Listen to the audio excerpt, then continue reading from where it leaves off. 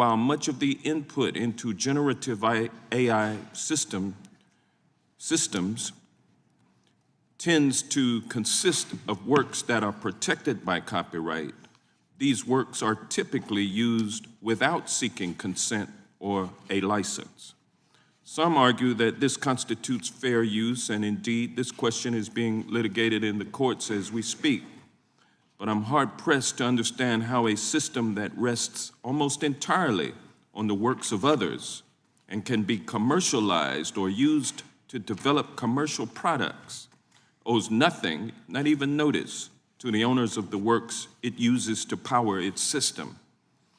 Even if we determine that AI systems must seek permission to use copyrighted works, that only leads to more questions. For example, what sort of licensing system should be required? And what would represent fair compensation for these works? I believe that training these systems squarely falls within fair use, although, as the ranking member mentioned, this is currently being litigated in the courts. Generative AI is trained on huge amounts of data, and so I think the problem with an idea like a compulsory license is what is the value of 1 over a trillion when you think about the volume of this work, and I can say that definitively that the value of 1 over a trillion is going to be vanishingly small.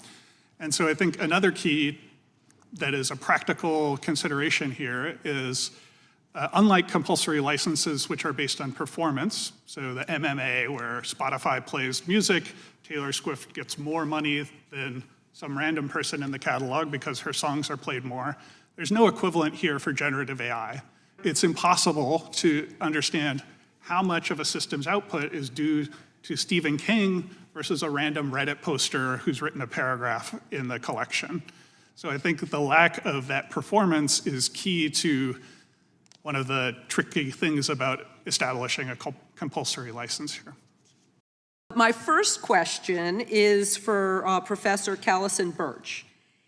Is it a common industry practice to keep a careful record of how and whether copyrighted works, performances, and likenesses were used to develop or train an AI data set?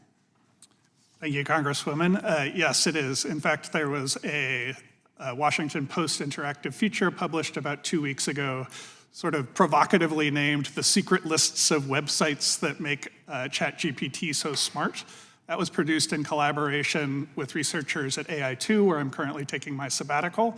That lets you exactly search for which websites were included in the training data of a very common training set, not necessarily the one that ChatGPT uses, but the one that many people in our industry do use. And just as a follow-up, do you think that would make it easy to devise a compensation system since we have that trail of what's been used? That's a great question. So I think the tricky part about creating a compensation scheme is, once again, there are 1 trillion words worth of text in our training data sets. Each author represents a vanishingly small portion of that. We do not re-perform any of the songs or texts that are in our corpus. It's not a performance-based compensation scheme that would be possible. So instead, it would have to be something to do with the volume of each person's contribution to that work. And again, I think if you do the math, it'll end up being everyone gets a check for 2 cents, which doesn't make sense. A number of months ago, I put together some creators with the AI people to see if we couldn't have discussions. And I was thinking, honestly, about the Music Modernization Act, which I think was very successful in reaching negotiations so that creators could be compensated. Is it, in your judgment, even possible to reach an agreement like the Music Modernization Act did so that creators can be fairly compensated?